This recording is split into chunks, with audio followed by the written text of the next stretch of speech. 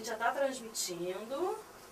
Vocês podem começar a falar com os alunos enquanto a gente manda o link para eles. Ah, legal, olha aí, que bacana. Já estão ouvindo a gente então, é isso? A gente está explorando os sentidos dos alunos. Primeiro a audição, daqui a pouco eles vão para a visão, não é isso? E daqui a pouco estamos com uma aula completíssima aqui, né, no Descomplica. Ah, não vou apresentar ainda não, cara. Só a gente vai se apresentar quando eles estiverem assim olhando pra gente fazer, entendeu? Com a mãozinha, assim, tá? Estamos aqui muito eufóricos para o início dessa aula, acredito que vocês também. Né? Estamos aí num momento histórico. Pronto, o que mais? O pessoal tá ouvindo bem? Pessoal tá bem, agora eles vão responder. Pergunta para eles, já tem várias pessoas assistindo a nossa aula. Ih, que maneiro. Neste momento, 181 pessoas no YouTube logadas. Opa, muito bom. Se alguém tiver com dúvida, é só passar lá no chat da aula ao vivo dentro do Descomplica, que a gente vai dar o link exato. Olha aí. Para quem tiver com problema para visualizar. Mas a Fernanda já disse que está demais, o Denison já disse que está assistindo, a Bárbara está perguntando se começou agora. Começou agora. Começou agora, acabou de começar. A gente inclusive vem correndo, ó, repara só que eu nem dei todo tempo para passar minha camisa. Ela tá bem amarrotada assim, mas eu sou amarrotado mesmo, entendeu? Fica tudo amarrotado agora, cara, camisa.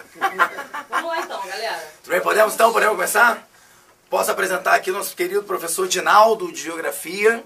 Né? Eu sou o professor Renato Pelizari, acho que a maioria já me conhece, a galera pelo menos aqui do Descomplica já conhece, que hoje tá no YouTube direto, tá abertão, então pode ter gente aí que também não conhece a gente. Tá? Então, professor Dinaldo, né? professor Renato Pelizari, e a gente vai falar de que hoje, Dinaldo? O que a gente vai falar? Esses protestos todos do Brasil, né? E que tem relação com o que está acontecendo pelo mundo afora. Relação com Occupy Wall Street, relação com Turquia, que é o mais atual, com Primavera Árabe, com o movimento na Espanha, com o movimento em Portugal, uma mobilização que começa na rede, começa na internet, chega até as ruas, de uma maneira focada. E a gente vai tentar, através de conceitos que são efetivamente conceitos importantes em história e geografia, tentar entender o fenômeno. Claro, evidentemente que nós conversamos ainda há pouco, eu e Renato, um fenômeno contemporâneo como esse, são várias visões, várias leituras, e a gente, às vezes, não pode tomar nenhum tipo de posição, nem inclusive de partido com relação aos acontecimentos. Mas, com certeza, dá tranquilamente, sob a ótica do processo histórico e sob a construção espacial, o que a gente viu ontem, nós tivemos ontem lá na Candelária, né? Fazendo inclusive uma aula aqui para o Descomplica, e foi possível lá, e aqui vocês vão ver, tentar mostrar esse movimento. Tanto é que eu estou aqui com uma referência muito interessante de onde a gente vai partir, como é que a gente vai partir. O Renato eu conheço há muito tempo, mas estamos agora tendo o privilégio de trabalhar juntos, emocionadíssimo, e o Renato me mandou, através do iPhone, um e-mail com uma proposta de organização de aula. Então, olha que interessante. Oi, Dinaldo, ainda estou na rua, ainda estou na rua, vou mandar o roteiro por aqui. Mandou um roteiro de aula. E aí, nós começamos a organizar a aula com ele simplesmente em fluxo, ou seja, fluxo é um conceito de geografia, você lembra? Ele em fluxo, e eu, num fixo da minha casa, começamos a organizar isso que você vai ver aqui. É muito interessante. Ou seja, o que aconteceu com essa garotada. Através de articuladores de Facebook e Twitter, montaram protestos focados locais, que se transformaram, foram aglutinando, com uma cascata de informações e vários links, foram se aglutinando e gerou o que gerou. Esse movimento, como aconteceu com os outros movimentos dessa sociedade globalizada, sem fronteira, transnacionalizada, as fronteiras do etéreo, etc. Então, realmente não tinha a melhor forma de começar, né, para a gente perceber que realmente isso é um fenômeno extremamente contemporâneo. Né, me lembrou até, você foi comentando, o Dinaldo estava me lembrando como se fosse hoje, né, da Revolução Iraniana, quando também utilizaram aí alguns meios de transmissão, só que na época era fita cassete. É verdade. Né? Então, olha que bacana, o pessoal trocando fita cassete, fita cassete. Hoje a coisa mudou um pouquinho, né? A gente no meio da rua pega o iPhone e tal, esse vício aí, né? Mas que serve para muita coisa boa também. Muito. Né? E aí, nesse momento, o pessoal se aproveitando das redes sociais para poder viralizar, eu vou usar até os termos aí que eu aprendi recentemente, viralizar essa manifestação. Né? manifestação essa, claro, que traz pra gente, nos remete a outros momentos, que é legal a gente estar trabalhando aqui, tá? Mas eu acho que o mais interessante, eu acho que o mais importante, o fato de a gente estar aqui hoje, porque assim, nós gravamos uma aula ontem, essa aula vai estar indo pro site, vai estar indo pro YouTube hoje, no canal do Descomplica, tá? E ela em breve vai estar no site também, né? Mas hoje já vai estar no YouTube pra vocês. E a gente até chegou a se questionar ontem, caramba, será que a gente precisa amanhã fazer essa aula? Porque a gente já vai trabalhar ali no calor da hora, dentro do movimento, né? Por que a gente vai falar amanhã? Mas durante o evento a gente percebeu, né, que hoje era bacana. Exatamente, a gente parar e olhar, inclusive, o que a gente viveu ontem, fazer até uma avaliação mais, né, mais distante do evento, didática, né? Exatamente, mais didático do evento, para passar aqui para vocês. Né? Então, vamos lá. Né? Vamos lá. Então, eu acho que um dos primeiros questionamentos que a gente se fez ontem era se isso que a gente está vivendo, e essa pergunta é frequente, ontem perguntaram muito isso pra gente, e a gente debateu ontem isso também, né, se a gente estava vivendo uma revolução ou não, né? Os jovens querem muito, eu acho que o jovem tem esse desejo, né, Geraldo? Assim, eu queria fazer parte de uma revolução. De uma revolução, né? De uma transformação radical que, infelizmente, ainda não. Exatamente, a nossa conclusão pelo menos é que isso não é uma revolução. Isso é uma insurreição, ou seja, são movimentos, inclusive, muitas vezes, desaglutinados, que se convergem para uma mobilidade. A mobilidade é um trânsito e a gente vai discutir umas coisas bem interessantes desse trânsito, inclusive da violência do trânsito com relação a questões políticas e tal. E aí, na realidade, não dá para fazer revolução assim. Revolução é transformação, né? Eles já têm uma avaliação muito legal de revolução, fala para eles. Porque a gente estava discutindo assim, a definição de revolução. Assim, o que é uma revolução efetivamente? Então, pelo conceito de Thomson, o conceito marxista, a revolução ela precisa de uma modificação completa das estruturas da sociedade. Inclusive não simplesmente, hábitos, né? Exatamente, não só a infraestrutura. Você sabe o que seria infraestrutura? Ora, derrubada daquele determinado governo, a organização de um novo governo, mas também a superestrutura. Exatamente. Você pode trocar a economia, pode trocar a orientação política, as relações de produção. As relações de produção, mas tem que mudar a superestrutura também, que é exatamente a cultura, a forma das pessoas verem o próximo e a si mesmo. Né? Porque cabe a gente entender isso. Por que, por exemplo, nas revoluções de esquerda, na Revolução Russa, por exemplo, por que era proibido o romantismo? Né? Por que houve um controle muito rígido sobre a produção artística naquele momento? Porque o Marx era muito claro nesse sentido. Né? Aquela mentalidade que o povo tinha era uma mentalidade burguesa. Né? Então, assim, por exemplo, o operário tem uma mentalidade burguesa. Não é só o burguês que tem uma mentalidade burguesa. Né? O operário também tem, porque qual era o sonho? Qual é o sonho do operário hoje? O operário hoje quer o quê? Ele quer acabar com a pobreza no mundo? Não. Ele não tem essa visão ampla, ele não tem essa visão de classe. E cria-se, inclusive, na cabeça dele a ideologia de que ele será um cidadão e feliz a partir, e isso foi criado com a empresa mundial, né? A partir do momento que ele seja um grande consumidor. Trabalhando para a família por laços tinha se criado, reclamando dos negros que estavam nas ruas fazendo algazarras. Então, assim, professor, você está falando dos Estados Unidos do século XIX, você está falando do Brasil... Porque parece que isso tudo é muito distante, mas essa ideia de mentalidade ainda é muito presente. É verdade, eu ia comentar isso. Eu ia comentar que a Dilma agora às 9 horas, horário de Brasília, ia fazer um pronunciamento que eu vou ter que assistir, né, o replay. Assistam né? depois. Assistam depois, porque a gente aqui vai fazer todo o trabalho sobre isso, exatamente falando sobre esses eventos também. E, poxa, a Dilma também teve teve tanto tempo para se pronunciar. Ela vai falar logo agora na nossa aula. Não, agora Edinaldo e Pelizar estão se pronunciando, é isso aí. Tudo bem? Mas é claro que é muito importante vocês assistirem o que a presidente tem a dizer sobre isso, mas vai estar passando aí em todos os canais, em breve você vai poder ver, tá bom? Bom, então a gente está aqui no meio da aula, a gente estava aqui trabalhando sobre a ideia de mentalidade e a importância de uma revolução, efetivamente, para a mudança dessa mentalidade. E aí, realmente, né, essas revoluções e essa mudança de mentalidade passaram por governos autoritários que fizeram isso, né, presente. Por que eu estou falando isso? Porque a gente agora não vive uma revolução, e até também pelo fato de não ver uma revolução, né, a gente vive uma revolta, é muito difícil a gente conseguir uma linha de raciocínio, não vamos conseguir, isso é bacana, uma linha de raciocínio, assim, vamos alinhar o pensamento, isso não vai existir. Não vai existir. Né? Não pode, são diante desses eventos todos, e a todo momento um novo evento, e agendado, organizado a partir de grupos que de repente nem tem correlação. Eles na realidade se organizam na rua. porque eles vêm de vários endereços na internet, no Facebook, etc., com seus, que eles não gostam de ser chamados de líderes, porque realmente não tem uma liderança, são porta-vozes desse movimento que eu chamaria de muito difuso, de muito, não é desorganizado, ele acaba sendo até organizado, né? Mas é pontual. É verdade. Bom, o que a gente percebeu, o que a gente sente, na verdade, nesses movimentos, é que há sem dúvida nenhuma, uma crise de representatividade. Né? Eu acho que a maior parte dos cartazes que a gente via era assim, esse governo não me representa. Sim, isso. Né? Mas o lado interessante, o lado técnico do cartaz é que cada um faz o seu à mão. Quer dizer, não há um cartaz produzido como o partido produziria, feito pela máquina, ou seja, que fosse reproduzido em série.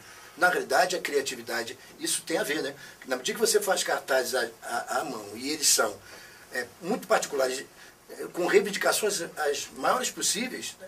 Isso significa dizer que é um movimento rico, mas ele carece disso que você está falando, de orientação, ele carece de uma mentalidade, né? Sim. Porque transformadora. Exatamente, porque assim, o que a gente está sentindo assim, por que o pessoal foi pra rua? Acho que é a grande dúvida de todo mundo, assim, por que o pessoal está nas ruas?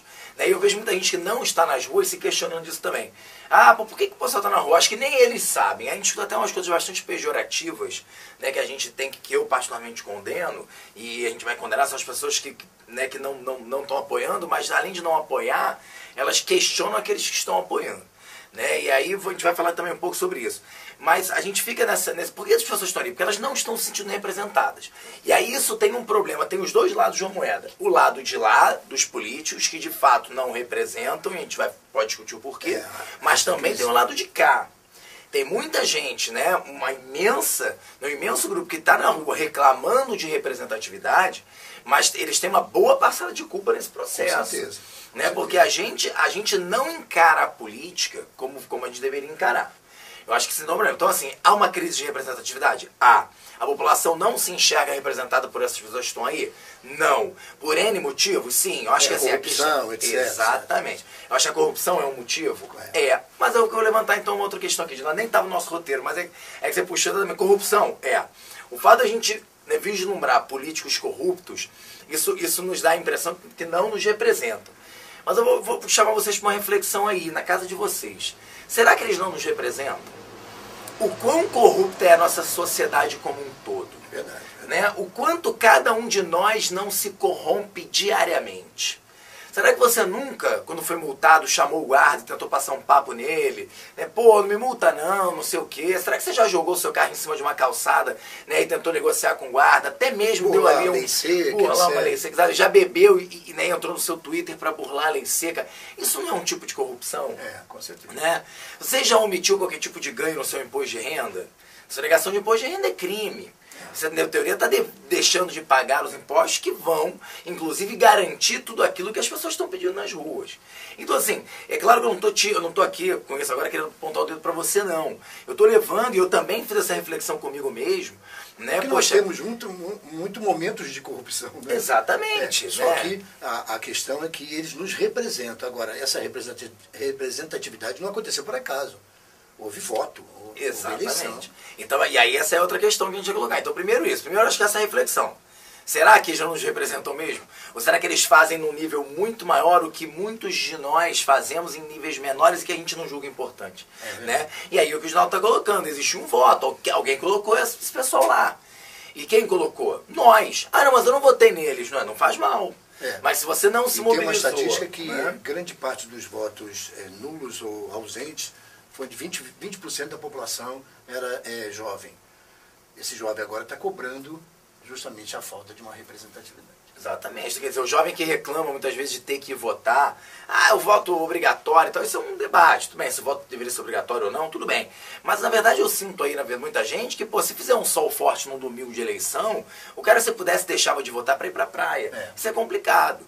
Quer dizer, então, acho que o mais preocupante na minha concepção é o cara que fala assim, eu odeio política. Isso é muito complicado, né, Ginaldo? Ainda mais pra gente que luta em sala de aula constantemente pra tentar conscientizar essa galera. Assim, você pode falar assim pra mim, eu odeio também não gostaria, eu odeio os políticos. As pessoas generalizam, eu odeio os políticos. Como se só existisse político corrupto, né? Como se ninguém lá estivesse trabalhando. E convenhamos, se ninguém estivesse trabalhando, a gente já tinha afundado, isso tinha explodido. Né? Então assim, você pode até falar assim, eu não me dou muito bem com os políticos, eu questiono, agora eu não gosto de política, nunca mais repita isso na sua vida. Porque isso é uma grande demonstração de, não é nem alienação, acho que é ignorância, porque política é uma coisa... Nós fazemos política diariamente. Cotidianamente. Exatamente. Mesmo que você não queira, você está fazendo. E, voltando à questão da mobilização que nós percebemos, é interessante para caramba, né? A mobilização é importante. Apesar de serem vários porta-vozes, a mobilização é motivadora, é emocional. Você vê no metrô as pessoas mobilizadas. E aí, hoje, está até falando para o Pelizar, olhando vários vídeos, olhando vários movimentos, eles são rigorosamente idênticos, inclusive na sua carência de uma maior representatividade, rigorosamente idênticos em relação ao que aconteceu fora do Brasil. Bom, você está querendo dizer que nós estamos repetindo o movimento? Não, nosso foco é outro, a gente tem uma situação muito particular. Inclusive, nessa cadeia de especificidades que o movimento vai assumindo, cada um tem um foco inicial. O problema da lavagem de dinheiro, o problema, por exemplo, da especulação financeira lá em Wall Street. A questão, na Turquia, por exemplo, o foco do movimento começou com a reivindicação de um shopping center contrário ao shopping center que será criado pelo governo numa área central da capital, onde querem preservar as árvores. Quer dizer, e daí estourou um movimento porque foram descobrir que o governo é autoritário, etc. Autoritarismo tem sido muito questionado por essa garotada. É legal questionar, mas tem que ter autoridade, não tem que ter autoritarismo. Isso é bom levantar. Então esses movimentos, eles têm muito de emocional, mas há uma expressão, entendeu, Renato, que eu tenho a maior preocupação, que é um conceito de geografia, que é um conceito de fluxo, que é um conceito de movimento, porque o movimento ele caminha, ele avança, ele marcha, ele sai, ele desaparece. Então, aonde isso vai dar, né? Aquilo que a gente discutiu. Questiona. Ontem eu senti um pouco disso também. Porque a gente veio acompanhando a passeata, né? E aí daqui a pouco você começa a perceber que, sem chegar num determinado ponto estabelecido, porque não ficou muito claro se iam efetivamente para a prefeitura, para onde iam. Então você vê uma cena belíssima, né? Que é aquela a Presidente Vargas tomada. E eu ainda buscando esse algo mais, esse local, né, onde, sei lá, onde haveria qualquer tipo de manifestação. E aí você já vê as pessoas se perdendo por ruas adjacentes, pessoas voltando. Né? Então chega um determinado momento que realmente falta. Fica confusa. Né? Isso fruto, claro, dessa ausência de uma clara liderança. Né? Porque é uma coisa interessante o seguinte, dizer, você falou assim, o gigante acordou. Não, o Brasil estava dormindo. Cuidado, isso é uma outra questão que a gente queria colocar e eu aproveito para colocar agora. Assim, não é que o Brasil inteiro estivesse dormindo, a gente tem que tomar cuidado com isso. Nós temos uma série de grupos ativistas que estão aí nas ruas há muito tempo, né, fazendo barulho, buscando, né, chamando inclusive vocês. O movimento Passe Livre tem 8 anos. Olha aí, 8 anos o movimento Passe Livre existe, então esses movimentos existem, são vários movimentos que já existiam, mas não tinham conseguido visibilidade. E aí então falar assim, não, então ninguém se manifestava, não havia mobilização e de repente não veio para as ruas. Não é verdade, parece que estava todo mundo em casa. Então existiam grupos que estavam se mobilizando, chamando, inclusive chamando você pelo Facebook. É verdade. Possivelmente vários de vocês já receberam convite pelo Facebook para manifestações de rua, mas vocês acharam melhor fazer uma outra coisa por algum motivo. Vocês não se sentiram tentados a ir para a rua por aquele determinado motivo. Talvez porque não fosse um motivo seu. Né? Então assim, um grupo de artistas chamou para a rua porque queria uma lei ou eram contra as leis né, de apoio a determinados grupos da cultura. Aí você não foi porque você não é artista. Aí houve um movimento negro pedindo... Aí você não foi porque você não é negro. Aí houve um movimento contra a questão da homofobia presente. Né? Aí você não foi porque você não é homoafetivo. E aí o que acontece é que esses movimentos ficaram isolados. E os movimentos isolados, eles não ganham força, não ganham visibilidade. E aí de repente houve uma questão, que foi a questão do aumento da passagem, que levou, esse foi o nosso ponto alto, uma cooptação de pessoas e esses outros movimentos buscaram esse momento como forma de visibilidade. Então, ontem na passada a gente viu isso, inclusive. E né? tem aquela questão, por que agora? O aumento da passagem já aconteceu há 1 mês, há 2 meses, em algumas capitais até 3 meses atrás. Porque tem um evento extremamente gastador, né? Vamos colocar assim, um evento inclusive de uma cultura nossa, que nós discutimos ontem, né, Renato? O futebol é uma cultura nossa, mas que na realidade foi apropriado por um organismo internacional, por uma sociedade mundial sem fronteira dos Estados, os Estados cada vez mais se vulnerabilizando ao poder dessas grandes corporações, e a FIFA é uma grande corporação empresarial, e ela tem um modelo de futebol, o modelo de futebol dela, inclusive muda a nossa face, o nosso fixo de estádio. A gente tem um estádio para levar tambor, a gente vai ao estádio e leva bandeira, a gente vai ao estádio e grita a palavra de ordem por uma torcida, não pode na arena da FIFA. Isso é um conceito de geografia importantíssimo chamado reterritorialização. Como é que a gente vai se reterritorializar diante desse fixo territorial, desse lugar que é nosso, que é da nossa cultura e que de repente porque não vamos nos esquecer que nós festejamos a Copa do Mundo aqui, né? Nós festejamos, fomos para a praia de Copacabana, festejamos a Copa do Mundo aqui no Brasil. Nós pedimos a Copa do Mundo, eles não nos deram, nós pedimos e aí eles aceitaram uma concorrência, estamos aqui. Só que os gastos exorbitantes, evidentemente, tem questões outras pontuais, mas e num território que a gente se sente excluído. Aí juntar as coisas, estão vivendo um momento, eu acredito até que é uma coerência geográfica histórica, né? Sim. Coerência geográfica de perda de referência territorial, uma reterritorialização, como é que eu vou me inserir nesse novo momento, e histórica por conta, Copa disso, Copa daquilo. Sim, tá? sim. Eu ouvi um absurdo, repórteres falando da possibilidade de suspender o evento, porque não havia segurança. Isso é um absurdo. Ontem um dos pontos altos da manifestação ali, já mais próximo da prefeitura, para a galera que não é do Rio de Janeiro, estavam da manifestação que aconteceu. Né? Se organizou ali na Candelária, e da Candelária partiu pela Presidente Vargas, que é a principal, a Presidente Vargas é Rio Branco, né? Isso. São as 2 principais avenidas do centro da cidade do Rio de Janeiro, do centro financeiro, exatamente. Então, ali, essa passeata saiu em direção à prefeitura do Rio de Janeiro, ali a cidade nova, então, quer dizer, e ao chegar lá, viu um cerco da polícia, tá? E aí os enfrentamentos foram bastante, quer dizer, os enfrentamentos, eu não sei nem como chamar isso, a gente vai debater isso já, né? Esse é um dos tópicos da nossa aula, então, a população, quando eu estava chegando mais próximo dessa região, o ponto alto foi quando um rapaz conseguiu subir no poste e arrancar o cartaz da Copa das Confederações. Conforme ele puxava aquilo, a população ao redor, e olha, eu tô falando das pessoas pacíficas, não tô falando agora daquela galera que jogou pedra não sei onde, que eu não tô falando, não, tô falando das pessoas com filho e tal, que estavam andando. Quando viram o cara ali arrancando aquele cartaz, foi uma comoção, as pessoas gritando e comemorando, e o cara arrancou aquele cartaz, pulou, e eles botaram fogo no cartaz da Copa das Confederações. Olha aí uma demonstração clara do que o Dinaldo está falando. Como esse evento, e como de fato a FIFA chega e toma, né, o evento, porque o evento é da FIFA, eu quero que fique claro isso. O evento é da FIFA, a Copa do Mundo não é do Brasil, ele é no Brasil. Mas é um evento da FIFA. A FIFA escolhe onde coloca. Né? E o país que quer receber, a FIFA não pede para trazer, a gente que pediu para vir. Olha como é, eu estou falando do outro lado. Efetivamente uma desregulamentação, é o Estado mínimo. Exatamente, é o Estado dizendo, não, eu quero. Você quer? Então essas são as regras, porque o evento é meu. Então assim, esquece as suas leis. Eu determino como é que esse evento entra aí. Então isso é muito complicado. Por exemplo, ninguém pôde, no último jogo no Maracanã, ninguém pôde entrar com cartaz. Nenhum cartaz falando nada sobre política. O cara que preparou o cartaz dele em casa falou, pô, eu tô indo pro estádio, vou chegar lá e vou mostrar alguma coisa. Apoio às manifestações. Proibido. As pessoas revistam na entrada do estádio e você é obrigado a jogar o seu cartaz no lixo. Vários amigos meus postaram isso no Facebook colocando, pô, tive que jogar meu cartaz no lixo.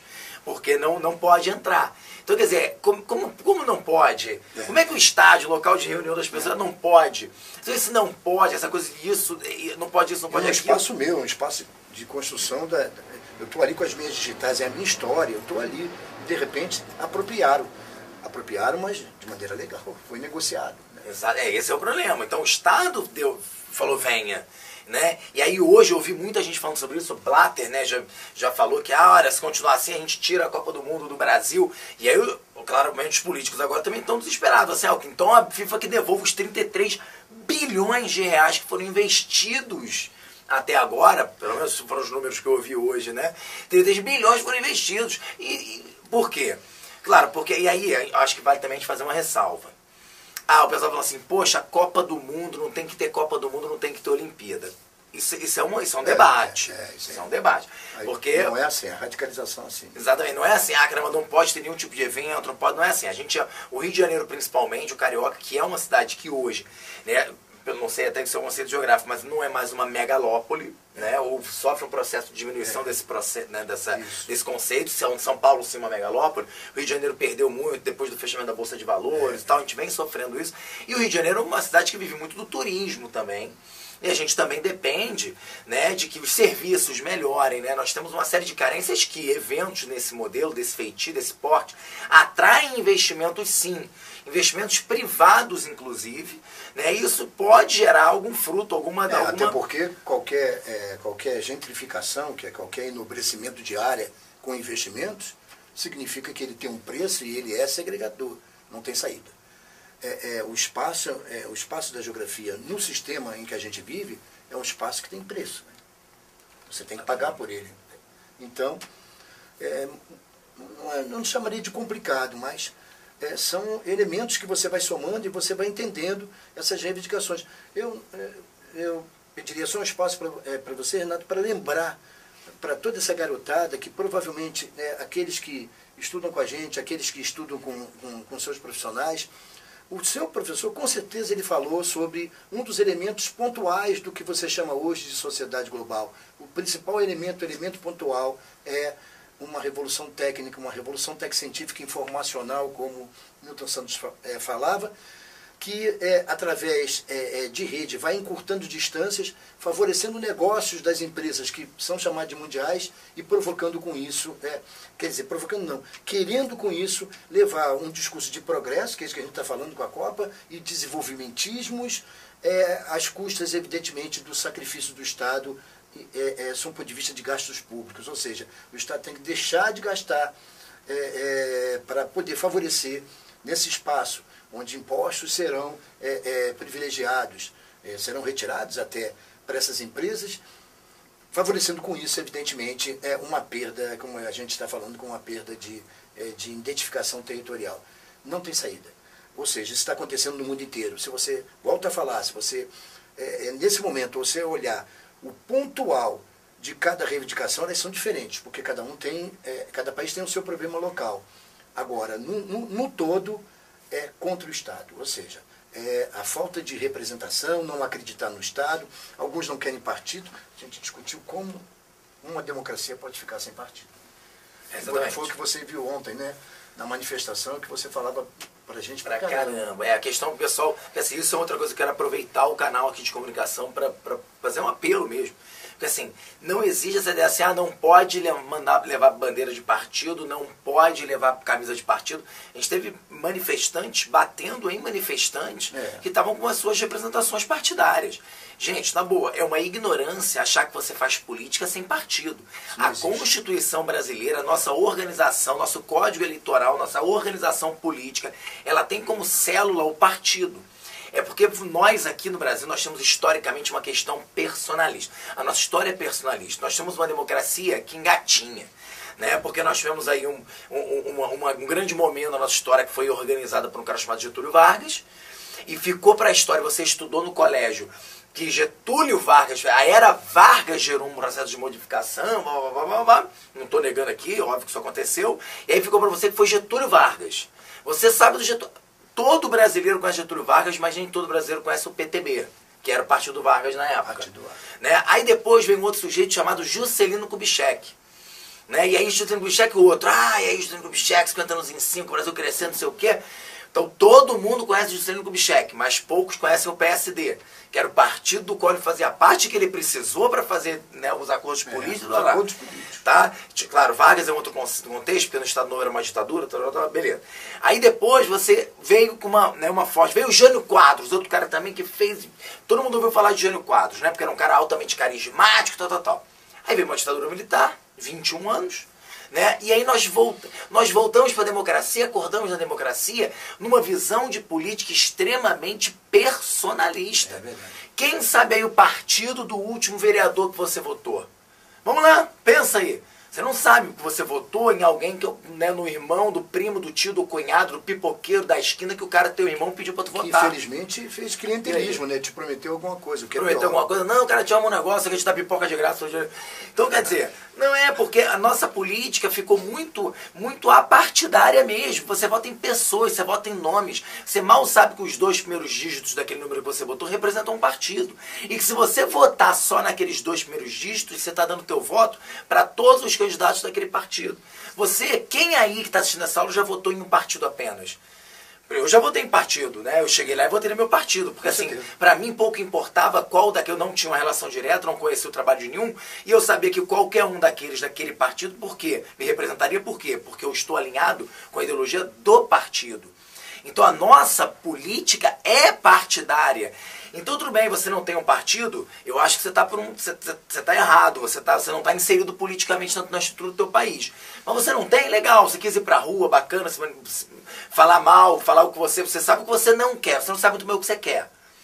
Tranquilo, eu acho isso legítimo pra caramba e apoio todo mundo que faça isso. Até o cara que não faz ideia do que é política. O cara é totalmente perdido, mas ele sente vontade de ir pra rua, vá. Agora, não questione, não critique, ou pior ainda, não agrida a pessoa que está na rua com a sua bandeira, com a sua camisa, com a sua faixa. O movimento... Essa expressão que você usa eu acho muito interessante, com a sua bandeira, que não é a bandeira, é a bandeira de vida, né? Exatamente. De propósito que todo mundo tem. Exato, você lá sabe qual foi a importância do partido na vida daquela pessoa, né? Você sabe o trabalho que essa pessoa fez por aquele partido, porque esse é outro problema. Vocês que não conhecem política acham que todo partido é um bolo só. Todo mundo que é do partido X pensa igual e faz a mesma coisa. Você está enganado. Existem eleições dentro do partido e pessoas dentro dos partidos querendo mudar os partidos. Mas você não sabe disso, você não sabe nem que existem, né, políticas, votações. Se elege representante do partido dentro de cada localidade. Sabia que você podia ser um representante de um determinado partido dentro do na tua cidade? Você não sabe que isso existe. Né? Então, aí você acha que partido é uma coisa só. Aí você vê uma pessoa que é de partido, tá errado. Eu ouvi dizer, Edinaldo, ontem, que na região de Laranjeiras e tal, grupos saíram às ruas para agredir toda e qualquer pessoa que estivesse de camisa vermelha. Então, quer dizer, o cara saiu na rua para trabalhar, achou o vermelho bonitinho, que ele tá apaixonado, vermelho paixão, foi agredido na rua. E por quê, gente? Então, quer dizer, esse é o cuidado que a gente tem que ter. Caramba, é o quê? O que vocês querem? É uma ditadura, que a gente estava conversando aqui. Política sem partido é uma ditadura. Porque o nome partido vem de quê? Vem de parte, dividir. Vocês querem o quê? Uma união sobre um discurso nacional. Eu ouvi, sabe quem falou muito isso pra mim? Gente, olha, isso é uma aula, quero deixar claro quem tá ouvindo a gente é perdido. Isso é uma aula, a gente tá aqui pra te instigar, pra te aguçar. Por favor. Quem começa a assistir agora e fala, caraca, esse maluco aí, olha que tá falando de mim. Calma, então eu tô aqui pra te alfinetar. Até te estimular. Mas, não é? Mas eu me lembro quando Mussolini falava isso claramente. Que ele tinha que fechar todos os partidos da Itália, porque a palavra partido vem de parte, dividia o povo italiano. E que o povo italiano naquele momento tinha que estar unido. Tinha que estar unido sob a bandeira de reconstrução da Itália. Olha que perigoso. Um discurso nacionalista forte, querendo reprimir partidos políticos a fim de um projeto de união. Pô, perigoso, né? Olha o que acabou acontecendo. Uma ditadura fascista de extrema direita, altamente, né, com uma censura extremamente rigorosa, perseguição a determinados grupos, com tortura e morte. Caramba, quando você pega um sujeito na rua e bate nele, o que você está fazendo? Eu não posso chamar de tortura porque, por definição, não é tortura, né? A tortura depende de um estado, de uma força superior. Mas você está agredindo uma pessoa, você está partindo para uma violência. Então, olha que perigoso essa nossa postura. Então, olha só, legal. Então, o partido pode ser, o movimento pode ser apartidário, pode ser partidário, pode ser pluripartidário. Eu estava comentando quando a gente estava falando sobre, por exemplo, o movimento de 84. O movimento das diretas já em 84, quando vários partidos se abraçavam lá no palanque, cada um com a sua bandeira, e se abraçavam em nome de uma proposta maior. Se você acredita que tem uma proposta maior para o seu país, né, aprenda a conviver com as diferenças, aprenda a conviver com o outro. Né? Você agredir um indivíduo, nada justifica a agressão a outro indivíduo. Essa é uma coisa que muito chateou a todos nós e está fazendo, inclusive, com que pessoas, amigos meus, intelectuais que eu respeito, irem às redes sociais pedir para que as pessoas não saiam mais às ruas. Olha o problema. E assim, eu tenho medo de chegar lá abertamente e questioná-lo. Que isso, você está falando isso? Porque realmente, se eu tiver que observar toda vez que as pessoas forem para as ruas cenas de agressão entre os... Eu não estou falando aqui, olha bem, da questão com o choque com a polícia e dos vândalos, não. Está falando de outra coisa, manifestante agredindo manifestante. E é isso que as pessoas estão fazendo, estão questionando o movimento. Então, cuidado. A gente não pode deixar um evento histórico, como isso é um evento histórico. A gente estamos no meio de um evento histórico que vai estar em todos os livros didáticos muito em breve. Muito em breve. Então, a gente não inclusive, pode... meio conturbado. A gente fica assim, né? Exatamente. Levantando algumas teses, levantando algumas posturas que não sabemos o que vai acontecer. A gente até tem uma ideia, mas é meio conturbado. Vamos falar daquela que ontem a gente também falou, sobre aqueles momentos que você chamou, eu achei interessante. Encantamentos democráticos. Eu achei muito interessante. De 84, de 92, né? E isso tem muito a ver com o que eles fazem de prova, de didático, esses movimentos e esses momentos de reivindicação, momentos esses que inclusive nós estamos vivendo agora, mas com um diferencial. Lembra que nós levantamos ontem? Sim. Naquele momento, em 84, em 92, em 68, havia uma orientação que você chamou de mentalidade, havia uma orientação ideológica, havia uma proposta clara. Nesse momento, não. Então, isso é passível de abrir um canal para a baderna. O anarquista se sente à vontade. Né? Ele não se sente, ele não precisa de representação. Não há uma representação maior, ele está ali. E de tudo, né? Acontece de tudo. Pode ter até um traficante acuado que vem e aforca a polícia, no sentido que o movimento, de repente, vai defendê-lo. Tem de tudo, né? É verdade. Porque esses enfrentamentos com a polícia... Porque que tá, a gente está falando aqui, a falta de uma liderança clara, a falta de uma mentalidade clara está fazendo com que todos os grupos se reúnam ali. E aí tem aquela velha questão, aí volta e meia em determinado momento que a gente não sabe como, a gente não sabe porquê, acho que ninguém até agora conseguiu detectar o início desse vandalismo. E aí começa aquela coisa, porque aí tem vários, vamos lá. Vandalismo, aí o cara pegar e começar a jogar pedra em um determinado lugar e invadir uma... Quem invade loja e rouba as mercadorias é ladrão. É ladrão, Tá? A gente não vai discutir aqui, mas ele é um pobre. A gente vai entrar nessa discussão agora. A gente vai discutindo agora a questão social do pobre coitado. Não é baderna, não é anarquismo, isso é questão policial. Exatamente. Isso é roubo, beleza? Porque o cara sabe, ele é consciente do que ele está fazendo, ele está se aproveitando de uma situação onde a polícia está preocupada com outras coisas para ele invadir uma loja e roubar os produtos e levar para casa dele.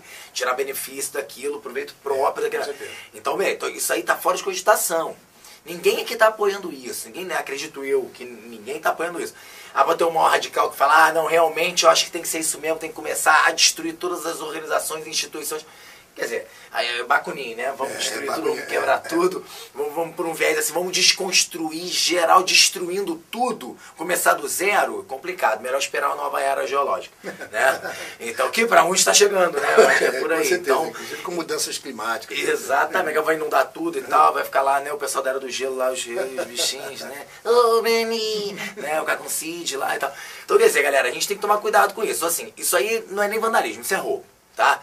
Aí tem aquela questão do pessoal que joga pedra e tal e tenta derrubar. Tem o grupo que vai para os símbolos de poder. Por exemplo, o pessoal destruir a Alerj é uma coisa, né? O pessoal destruir o Paço Imperial é outra. Isso é complicado. Assim, eu estou tentando interpretar, eu mesmo tentando interpretar o movimento. Por que destruir a Alerj é uma coisa? Ninguém está legitimando, me dói muito. Eu sofri muito ver aquilo é um prédio histórico, tá? Aquilo é um prédio belíssimo. Muitos daí nunca entraram na Alerj, que moram aqui no Rio de Janeiro, nunca foram lá na Alerj visitar. E que é belíssimo. É belíssimo. Então, assim, ver aquilo quebrado, ser depredado, me dói muito.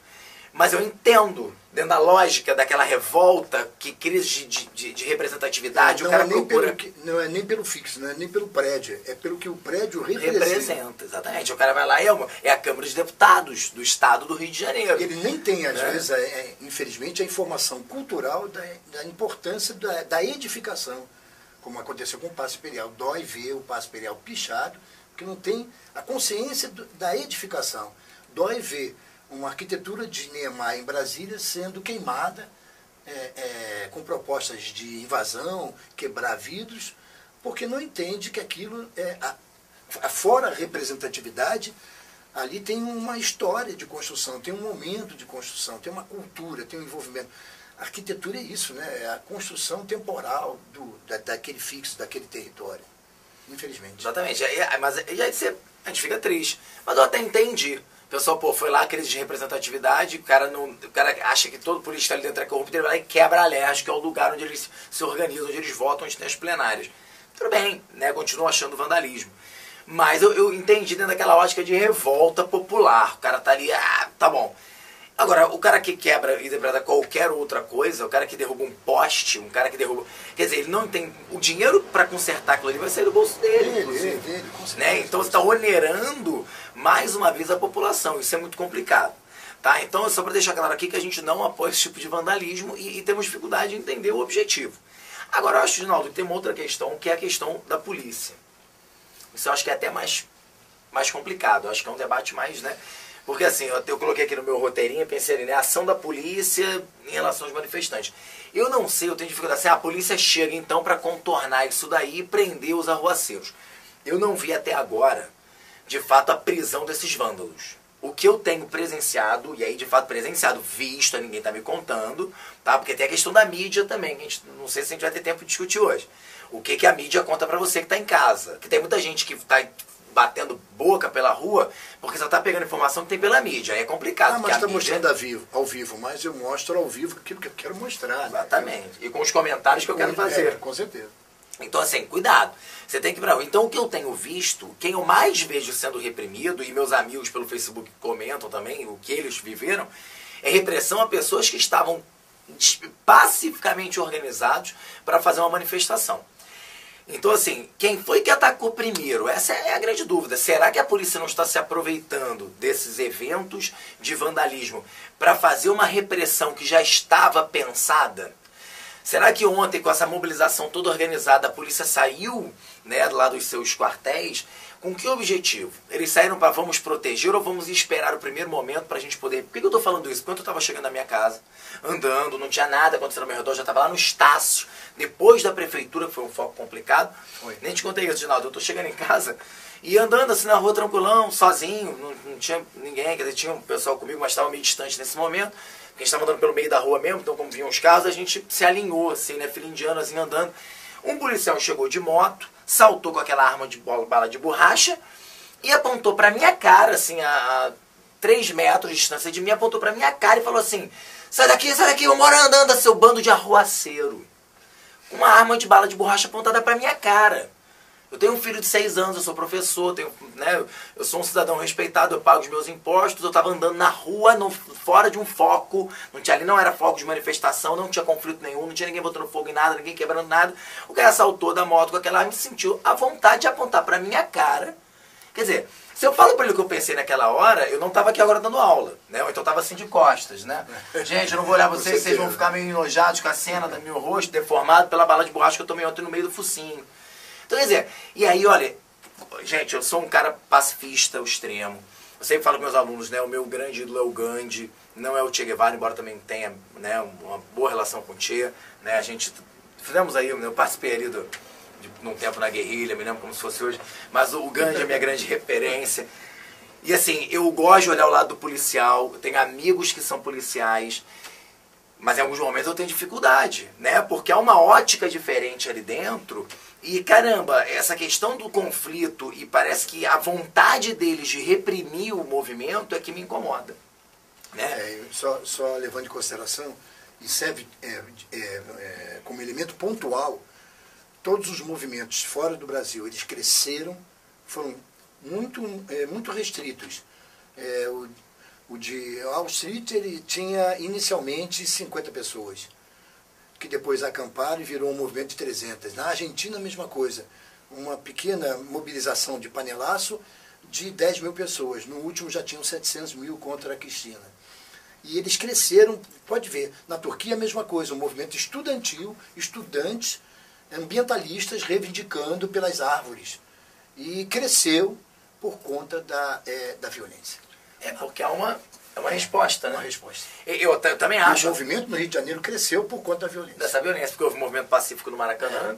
E aí a violência, né, a policial aconteceu, aquilo indignou as pessoas, elas foram em grupo, que é a ideia do grupo de proteção, né? Com certeza. Dá um grupo, agora não vamos conseguir bater, né? Muita gente, a gente também agora gera medo, mas olha a relação de medo, quer dizer, então a gente tem que crescer para botar medo na polícia. É muito interessante esse momento, né? Porque, caramba, você fica assim, perdido para entender que todos ali estão se aproveitando um do outro nesse momento, ou seja, a polícia se aproveitando de uma postura, a massa se aproveitando da postura que a polícia dá como referência, riquíssimo, isso é riquíssimo. A coisa está assim, a coisa está, né, muito tá rico, crescendo. muito rico. Porque assim, eu também entendo que esse rapaz que apontou a arma para mim, eu não sei o que ele sofreu, qual foi a situação de temor que ele teve, acuado, momentos antes de ele chegar ali com a moto.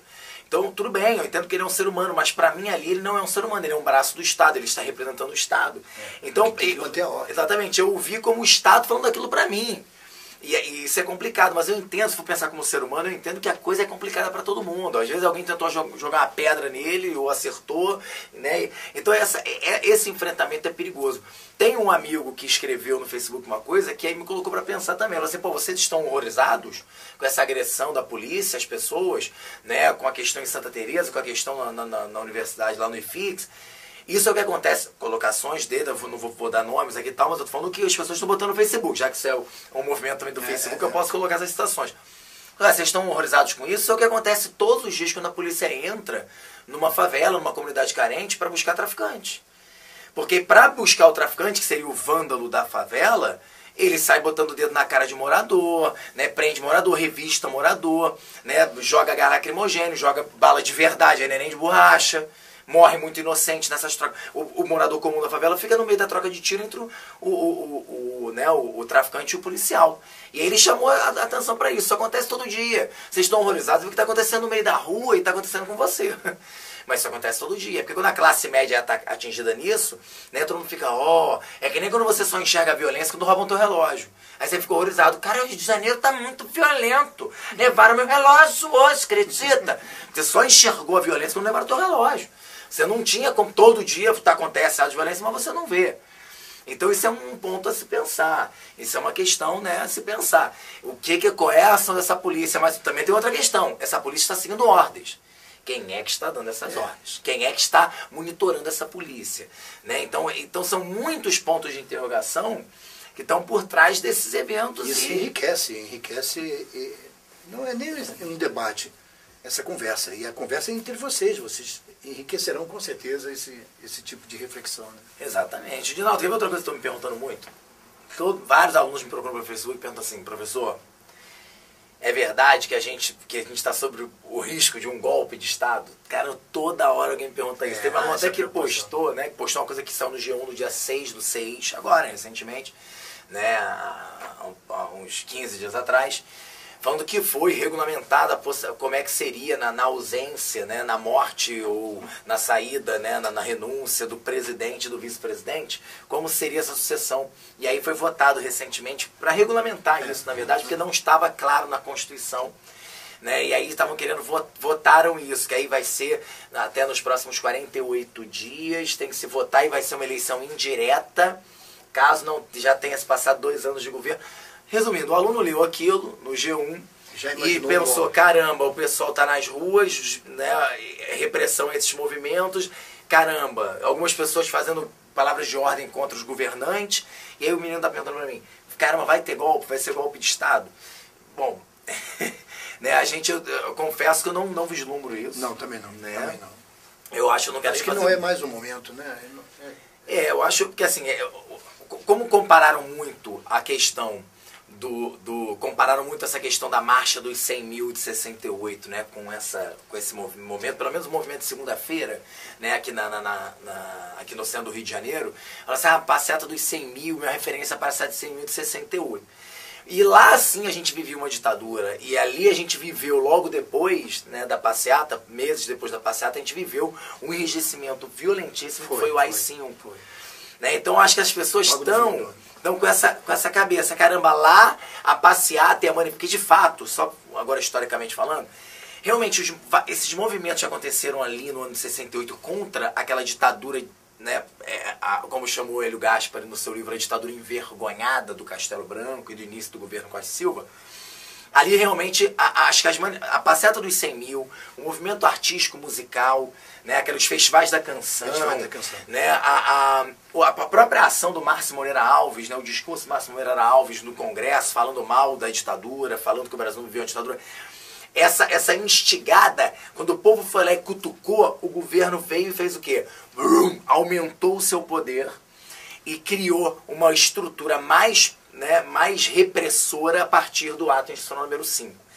Então, como a mídia fez essa comparação com a passeata dos 100 mil com essa, e lá, de fato, aconteceu o enrijecimento, imediatamente, né, as pessoas estão fazendo essa relação. Caramba, será então que vão se aproveitar desse clima de desordem que essas manifestações geram para fazer um Estado autoritário?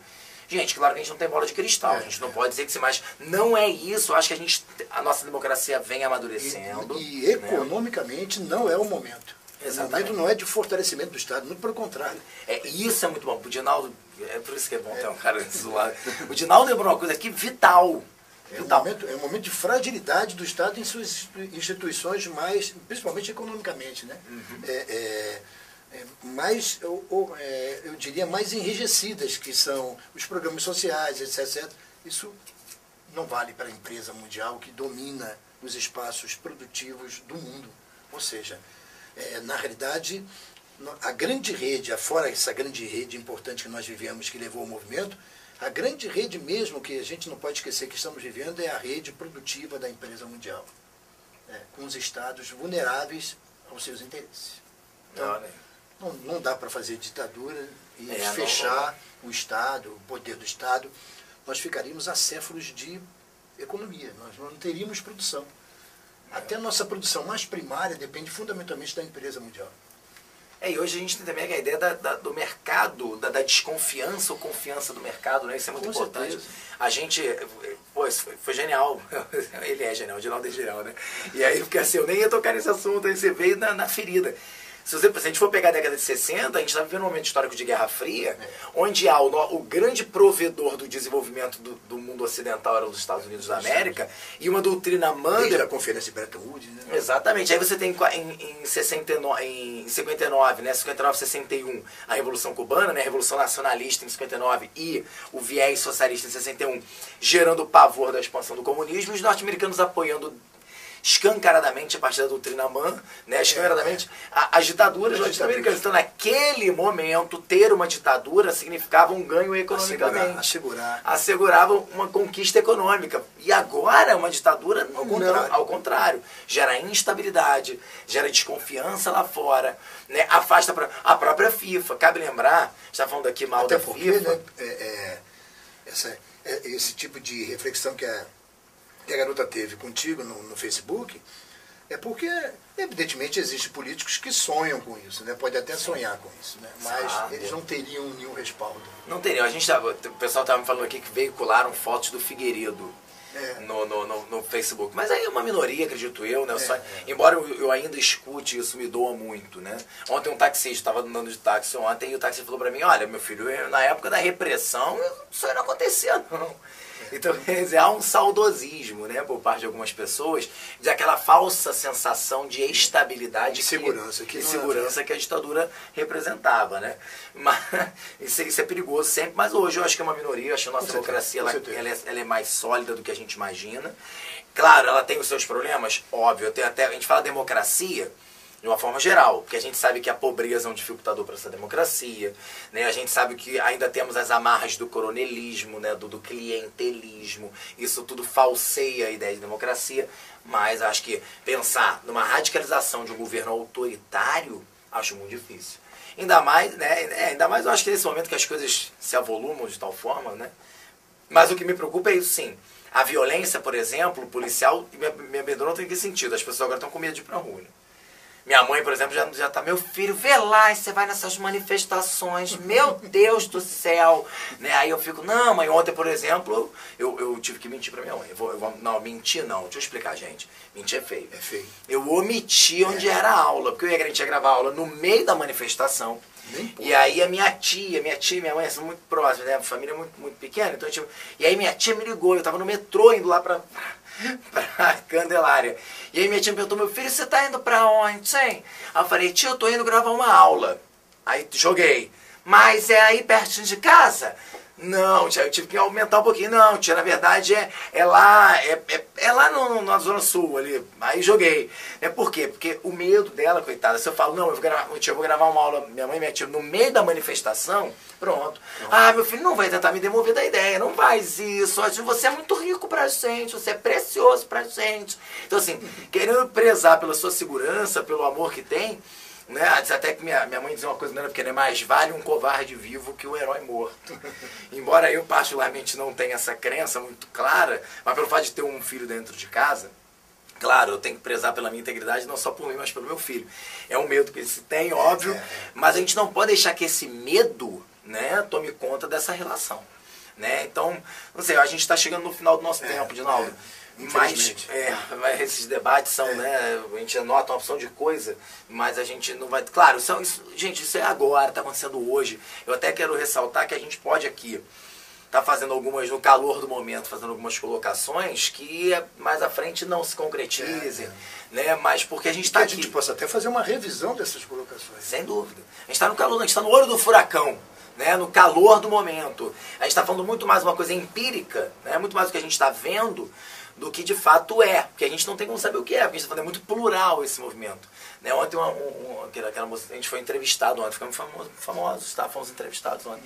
E aí a moça perguntou assim, por que você acha que todo mundo está perguntando pedindo um bando de coisa, educação, saúde? Tinha uma moça que tinha uma plaquinha assim, né, eu estou na fila da doação. Da doação de órgão. Né, de órgão e tal. Então assim, por que eles estão com tantas coisas? Eles filmaram isso, né? Filmaram. Né? Por que eles estão pedindo tanta coisa? Estão pedindo tanta coisa porque as pessoas vieram para as ruas, eu acho que demoraram a sair. Né? Eu acho que a gente estava nos encantamentos democráticos. O pessoal foi às ruas em 84, foi às ruas em 92, e depois disso, né? Depois as pessoas ficaram dentro de casa reclamando. Uma grande mobilização, não mais. Como essa, pelo menos. Depois de 94, 92, me desculpa, eu não me lembro. Tirando Copa do Mundo, né? O pessoal vai pra rua, né, pra fazer festa, eu não me lembro. De fato, mobilização de caráter político, né? Eu não me lembro. Então, assim, ver isso acontecer de novo, eu vou caminhando aqui para as minhas últimas palavras, deixando claro que estou emocionado com o momento histórico que está acontecendo, com todos os seus problemas, com todos os questionamentos. Eu não posso negar que eu estou emocionado, efetivamente emocionado. É um privilégio, né? É um privilégio estar vivendo isso. Eu queria ontem, falei que eu queria levar meu filho. Meu filho tem 6 anos de idade, 6 para 7. Queria ter levado ele. Não levei exatamente por essa questão, né? Sabe o que ia acontecer?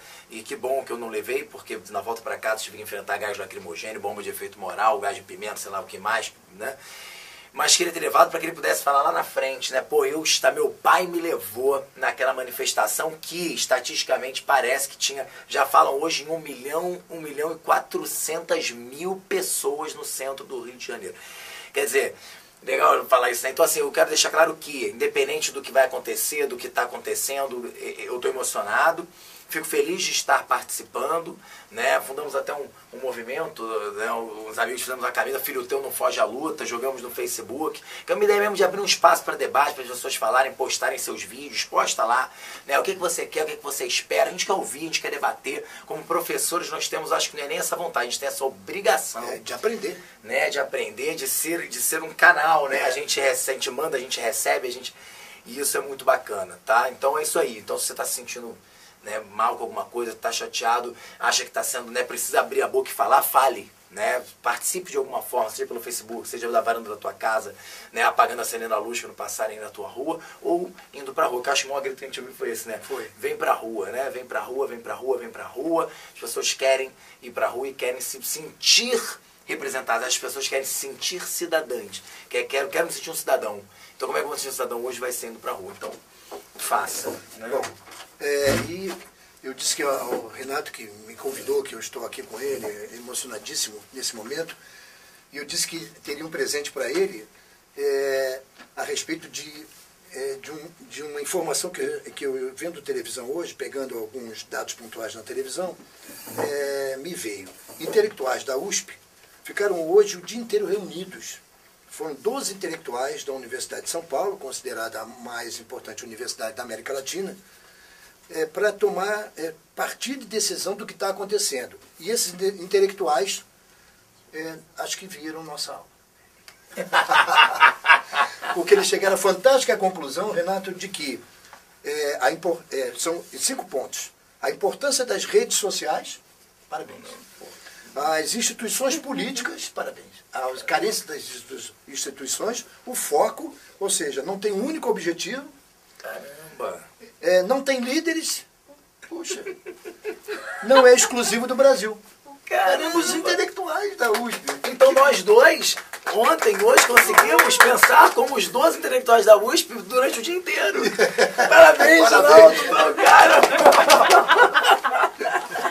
Posso pedir uma coisa antes da gente terminar? Lógico. Eu sei que as nossas aulas ao vivo no YouTube tem menos perguntas do que as outras, mas eles estão insistindo muito para vocês falarem um pouquinho sobre o PEC 37, porque tem muita gente comentando e isso está sendo muito visto como um tema nas manifestações e alguns não estão entendendo muito bem do que se trata. Sim. Se a gente consegue falar, a gente tem mais 15 minutos aí para... inclusive já foi adiado, né, a votação em função dessa pressão, que geraria ainda mais constrangimento para o governo, se passasse a PEC 37, que é sob a penalização dos políticos. Né? Sim. Na verdade, a PEC 37 procura tirar do Ministério Público a responsabilidade de julgar, de investigar, né, determinados crimes. E aí, na verdade, como é que a população está enxergando isso? Isso é um debate também, tá, gente? A gente hoje não, a gente pensou nisso também, em entrar em relação a cada um daqueles cartazes. Claro que realmente a PEC 37 foi um dos que mais apareceu, né? Porque como é que a gente enxerga isso? Ora, há uma vontade de diminuir, né, os filtros ou, né, os órgãos, a ação de organismos que possam acabar ou impedir ou investigar e punir os atos de corrupção. Pois é. Então, na verdade, estou fazendo uma relação direta entre a PEC 37 e vai passar. A corrupção é uma das grandes bandeiras desse movimento. Né? Então, assim, o contra a corrupção e contra a PEC é praticamente a mesma coisa, é o mesmo cartaz, entre aspas. Porque eles estão vendo o seguinte, e aí eu não sei, assim, juridicamente falando, eu não vou falar, eu não sou advogado.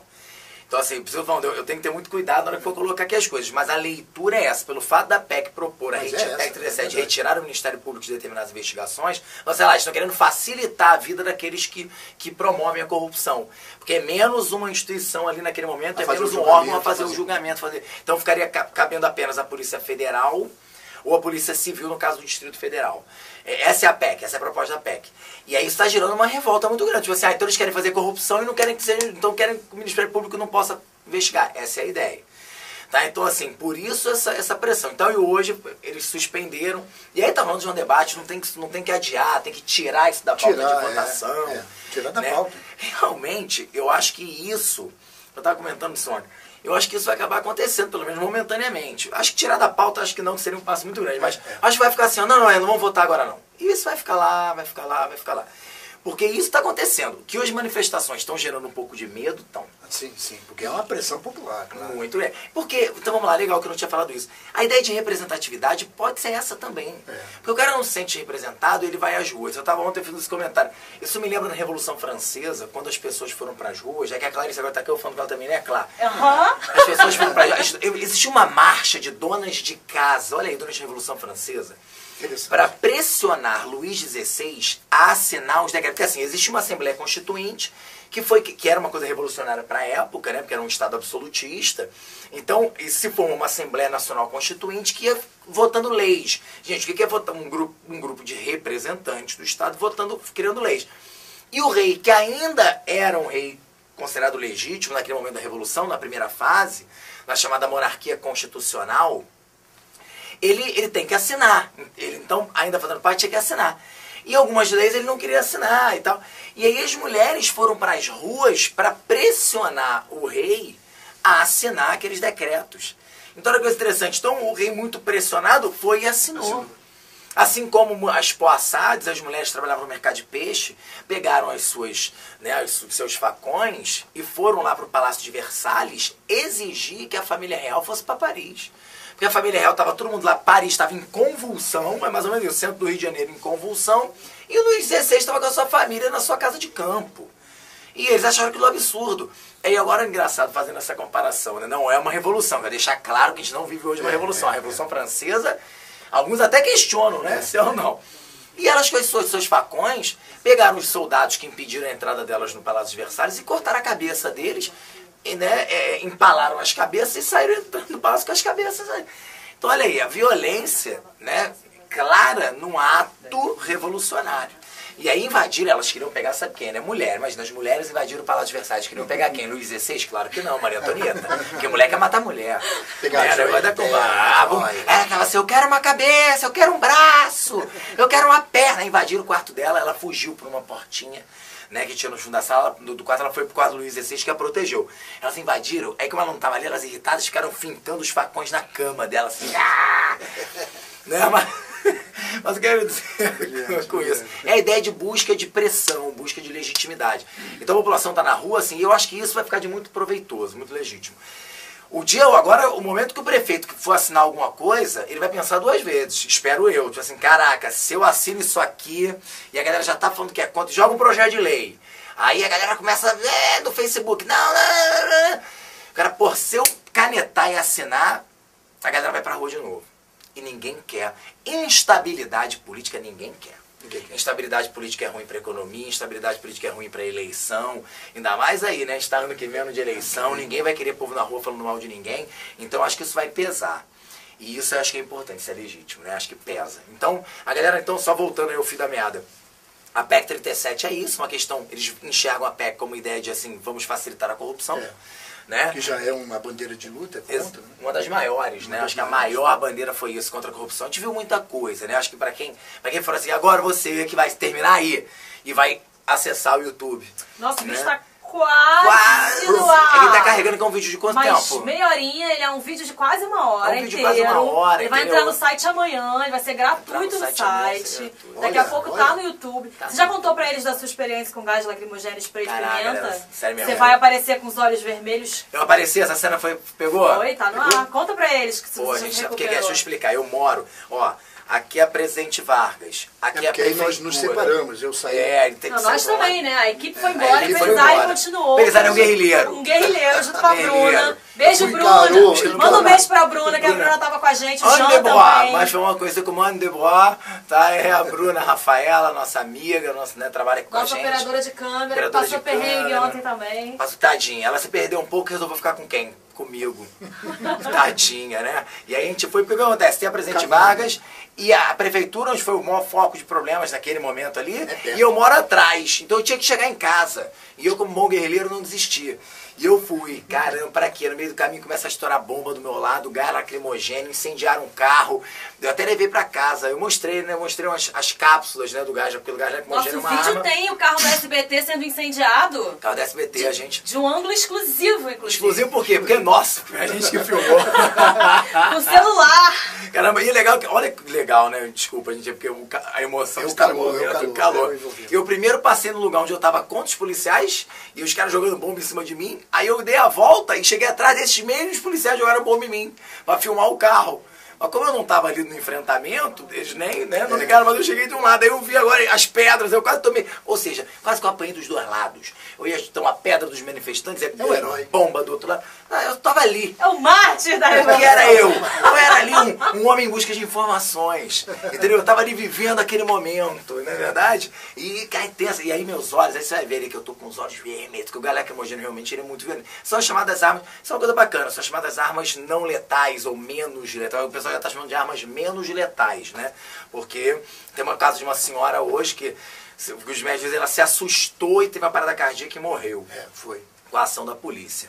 Mas assim, né, bom, são as armas de bala de borracha. Então, para esse tipo de manifestação, no mundo inteiro se desenvolvem armas de contenção da população para você não precisar, obviamente, matar. Então, você vê muito na Europa aqueles carros de água, com aquele jato de água muito forte jogando nas pessoas, né? Você vê as armas de bala de borracha, você vê redes que são lançadas por armas também. Você tem o gás de pimenta e o gás lacrimogêneo.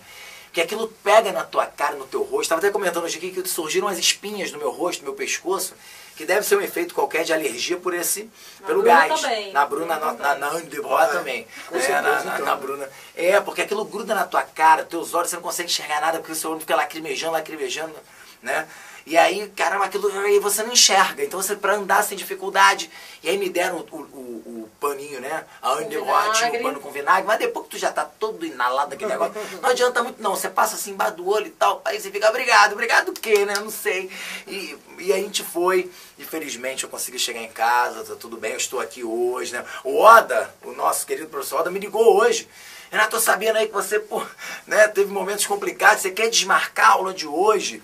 Você tá bem? Eu falei, que isso, Oda? Acordei como se um caminhão tivesse me atropelado, né? Porque a musculatura retesada, aquela coisa, adrenalina, você acorda com a musculatura cansada. Eu falei, mas já tô 100% e vamos lá falar com essa galera, vamos conversar com o molecada. Então, só reforçando, Ginaldo Pelizari, testemunho de vocês e reflexão da passeata, tá subindo pro ar no YouTube no máximo daqui a 1 hora. Amanhã de manhã já tá no site o nosso vídeo sobre a Revolta do Vinagre aí. Revolta do Vinagre. Assim que ele chama. E eu queria fazer uma enquete, posso? Eu tô me metendo, sua voz misteriosa por favor, apareça, voz misteriosa. Eu queria saber quem daqui que tá no chat, que tá assistindo a gente, já foi a alguma manifestação na rua, maneiro, assim, porque hein? pra quem não foi, Muito bom. é uma grande revelação, porque a gente, ao contrário da imprensa, filmou de dentro, como manifestantes mesmo. Então vocês vão ver a manifestação do ponto de vista de quem está dentro dela. E não de quem está. Eu vou até falando que a minha primeira manifestação, sabe quando é que foi? Foi em 1905, na Rússia. Foi no Domingo Sangrento. Lembro como se fosse hoje. Como se fosse hoje. Minha primeira manifestação, assim, porque não era revolução ainda, né? Minha primeira revolução mesmo, que eu vivi e tal, papá, foi na Inglaterra, no século XVII. Ele foi o primeiro grande momento. Foi quando a gente cortou a cabeça do Carlos I. Foi. Depois eu me separei do Cromwell, eu me afastei dele por questões pessoais e políticas. Mas no primeiro momento. E depois foi o quê? Do século XVII pra cá? Depois a francesa, eu tava lá, né? Eu fiz parte daquele movimento maravilhoso. Né? Eu era fechamento total com Robespierre, na época que éramos deputados do Terceiro Estado. Mas depois que ele assumiu o poder, ela ficou meio maluca, eu também me afastei. Eu tenho esse problema, gente. Eu vou até onde eu acho que tem que ir, depois eu fiquei muito amigo, sabe quem? Danton. Depois Danton perdeu a cabeça, literalmente. Aí eu tive que seguir minha vida. Minha vida gente, um dia eu conto minha vida pra vocês com calma. Minha vida foi bem, assim, bem sinistra. Aqui no Brasil também tive momentos bem interessantes. Bom, galera, parar aqui, né, de ficar nessa brincadeira. Eu quero deixar claro, né, o prazer inenarrável. Inenarrável não porque eu tô narrando, né? É um prazer, assim, comensurável de ter Dinaldo do meu lado aqui. Era um sonho. Sabe o que é você dividir turma? Nós estamos vivendo esse momento muito legal. Muito bacana, né? E os alunos falando dele, cara, mas eu conheci Dinaldo. Primeira vez há muitos anos conheci o Dinaldo. Os alunos aqui estão dizendo, o mito veio dar aula. Aí, tá vendo? Há muitos anos, eu conheci o Dinaldo, eu me lembro, até hoje. Na sala dos professores, a gente aí, Dinaldo, tudo bem? Aí eu me apresento. E aí, claro, a gente fomos nos aproximando, mas dar aula juntos foi a primeira vez. Muito bom, mas foi ontem, hoje é a segunda vez e espero que seja uma experiência que se repita muitas vezes. Um prazer. Bom, e agora, hein? Posso me despedir? A gente pode se despedir? Ou tem mais algum recado? Então ficou a enquete, hein? Quem aí que tá no chat, que já participou de uma manifestação? Vários foram na Paulista, olha aí. ontem no Rio. Tem o pessoal que correu na rua agora, voltou e falou que foi. Que vai de novo amanhã. Que tava tendo na porta da casa do cara, ele desceu, saiu, voltou. Eu acabei de ir. Tirou uma foto e tudo assim, né? Eu na manifestação, né? Pá, e postou, né? Pô, muito bom. Tem gente do Brasil todo assistindo a gente agora. Pô, que legal. Galera, bom, gente, então é isso. né? Então é isso aí. Sejam, cuidado, né, só com a sua postura frente a tudo isso. A gente também tem aqui nosso cuidado. Temos as nossas orientações políticas, pessoais, e a gente tentou deixar isso de lado o tempo inteiro. Para que a gente possa fazer uma análise menos parcial. Mas assim, cuidado, você não precisa disso. Você pode ser partidário, você pode ser, né, ter a sua orientação política, mas tenha cuidado e participe da melhor forma possível. Né, Isso. Então, galera, um prazer mais uma vez. Grande abraço, meu amigo. Galera, um beijo, uma boa noite aí. Valeu. Tá? E a gente fica aqui essa hora conversando, que nem quando acaba o jornal. A gente conversando. Fica conversando aí, porque pra dar o delay dele. Entendi. Vocês podem... Gostou desse negócio? Acho que nem Bonner e Fátima falando sobre as contas. Eu ia falar isso, mas eu tenho tanta dificuldade de me pensar como esse sujeito que... Você pode se pensar como a Fátima, porque... agora ficou muito melhor, porque agora tem um programa só meu em conta. Não é? Não precisa mais ficar fazendo isso. Não né? preciso mais, agora eu entrevisto quem eu quero, entendeu? Cara, mas os intelectuais ficaram o dia O dia inteiro para chegar a essa conclusão.